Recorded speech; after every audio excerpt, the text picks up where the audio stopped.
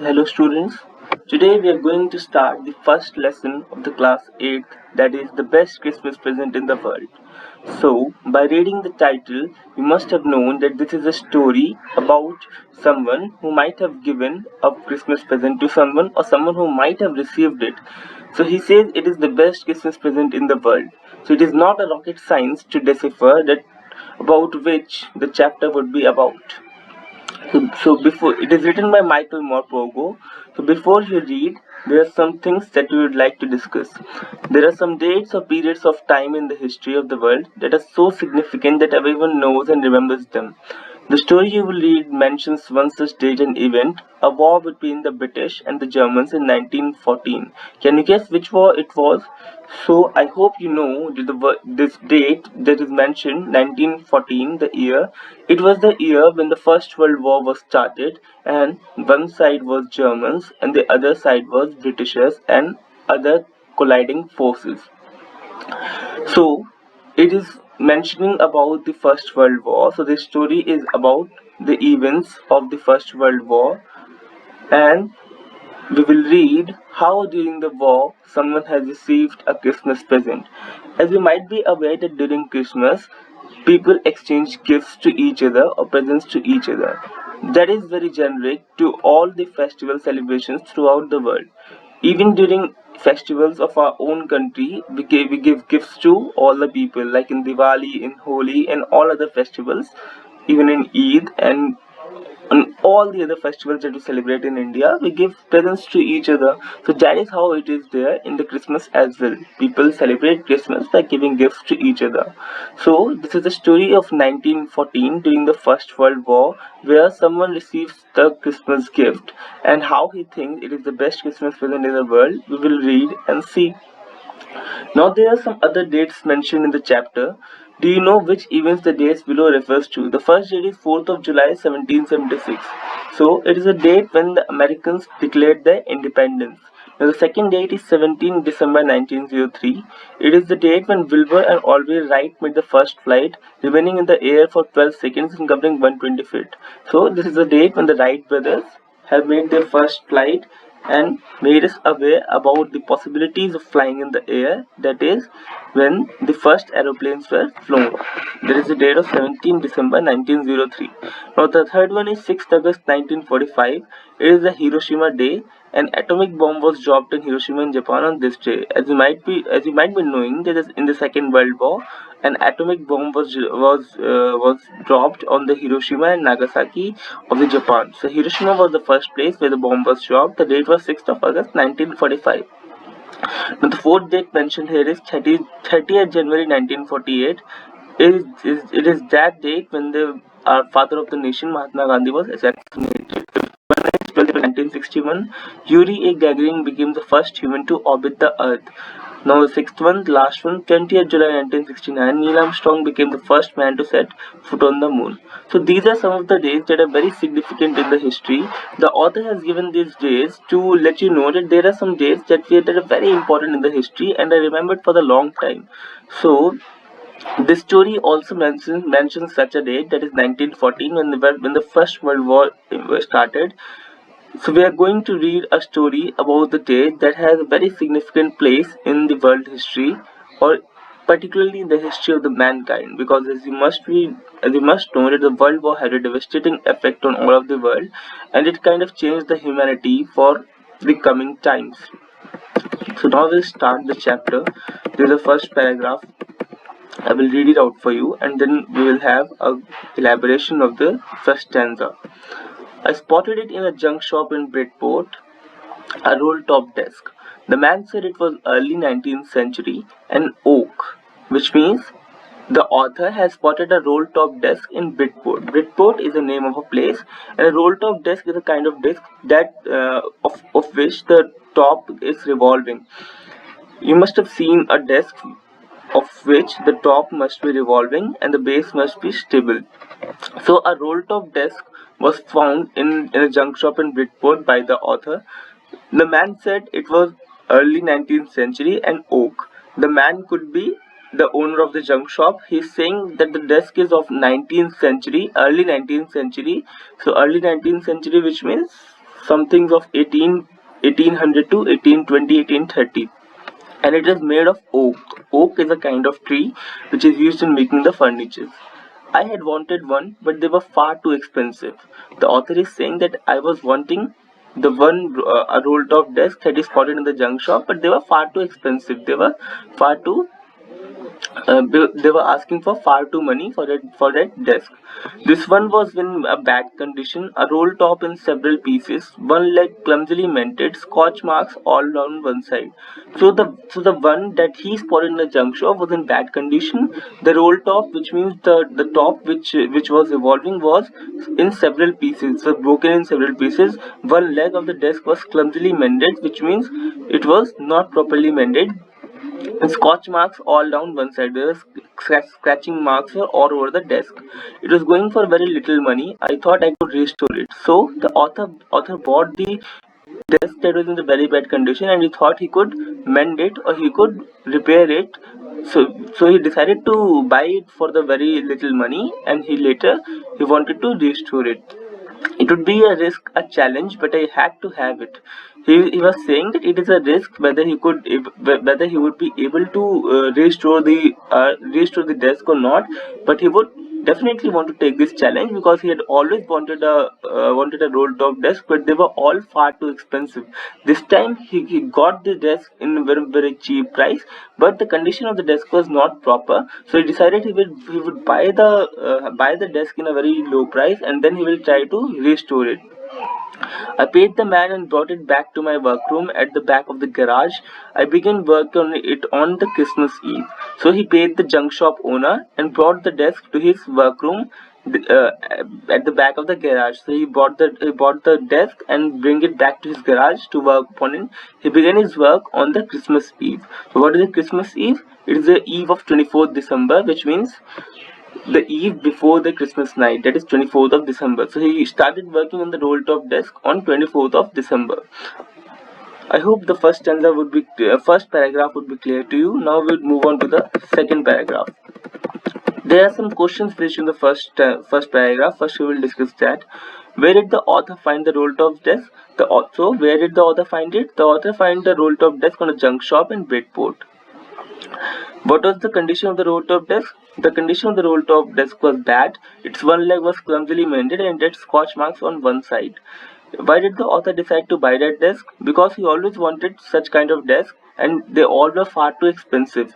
But the one that he found at the junk shop was cheap, so he decided to buy it. Write opposite words to the following words from the passage. So what is the opposite of late? That is early, and the opposite of cheap is expensive.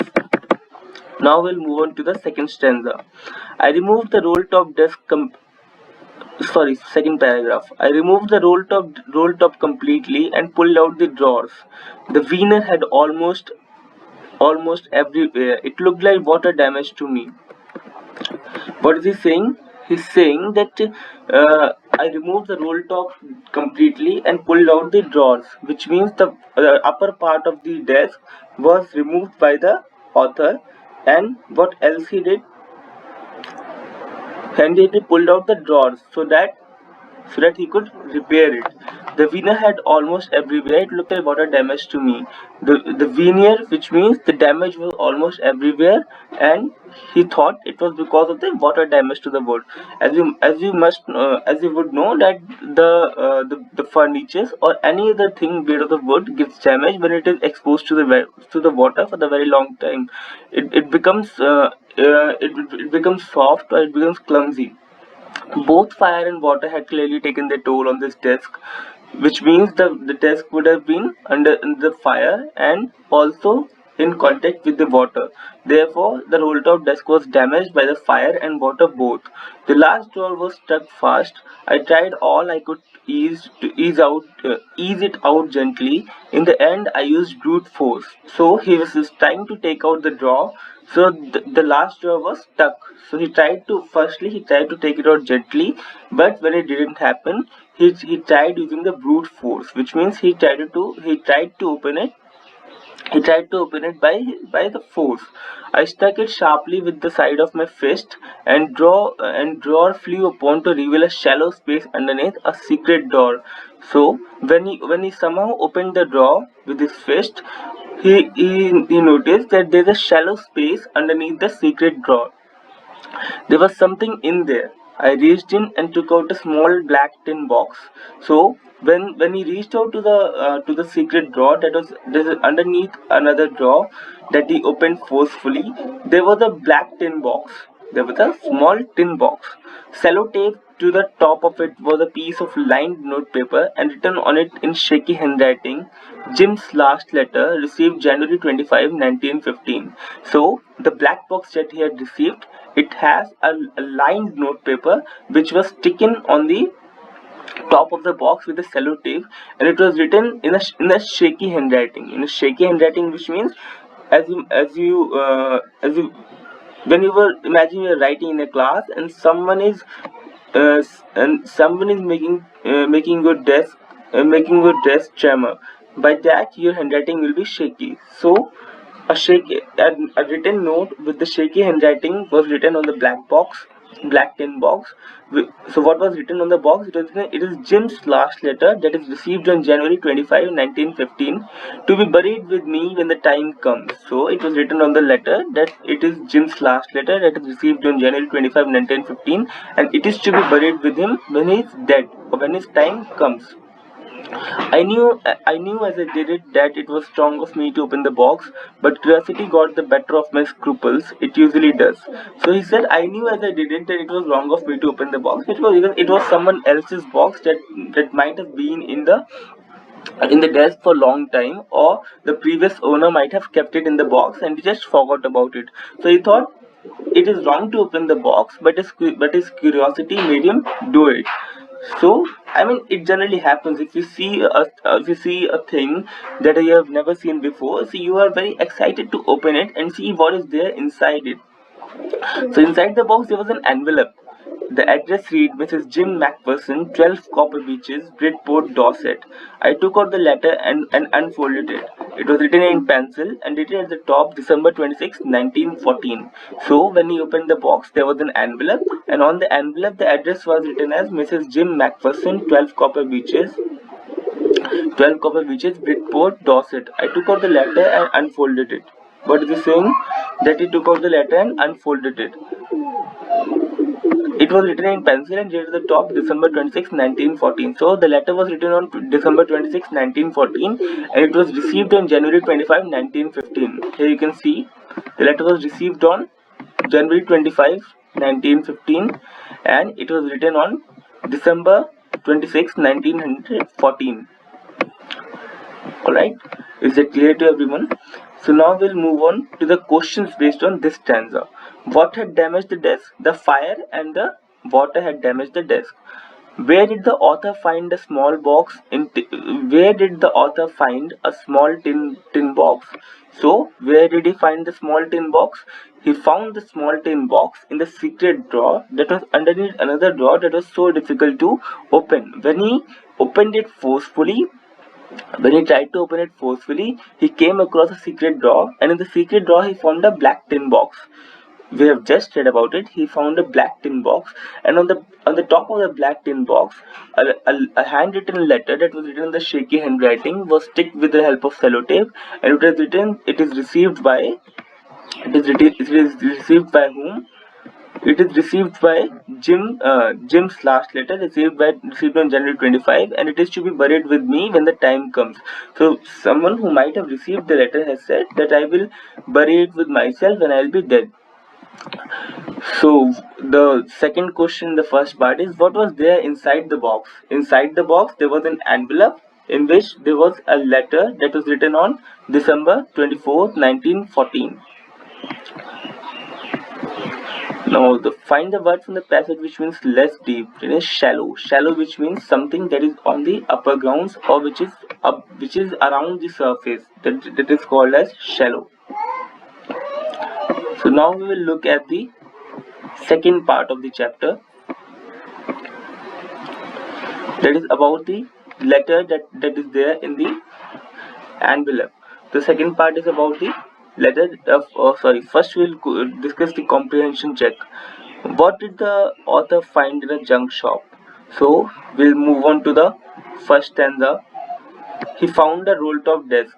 The author spotted a roll-top desk in a junk shop in Bridgeport. That is the answer of the first question. The author found a roll-top desk in a junk shop in Bridgeport. Now the second question is, what did the author find in a secret drawer? Who do you think had put it in there? So the answer to this question is in the second paragraph. What did the author find in the desk? When he opened the drawer forcefully, he found there was something in there. When he reached, he found that there was a small tin box. There was a small black tin box in the drawer, and inside the tin box, on the top of the tin box, there was something written by the shaky handwriting. That is Jim's last letter, received on 25th January 1915. So who might have written it? The address on the envelope the address on the envelope was Mrs. Jim Macpherson, 12 Copper Beaches, Bridgeport, Dorset. So the letter might be written with someone who might have been the friend of Mrs. Jim Macpherson, or someone who is closely related to him. That's why he has written the last letter to Mrs. Jim Macpherson, because he usually write the last letter to someone who is very close to you. So who do you think the letter might be written? It might be written by a soldier who might be away from his home during the war and is about to die, or it might be written by someone else. We don't know. We'll know about it when we'll read the story further. So that's it for the first part of the story. In the next class, we will discuss the letter that was written by by someone to the Mrs. Jemmy Macpherson, that is founded by the owner of the roll-top desk in the black tin box. And we will also look at the third story and the third part of the story in the next class. So that's all for today's class. I hope you understood what all has been written in the first part of the story. And if there's any doubt, you can directly ask me, or you can also refer to the answer book of your question, answer sheet of your. Do you have an answer book? I guess. Yeah. So you can also refer to the answer book, and if you didn't understand any of the answers there, you can ask me or directly contact me. Thank you, students.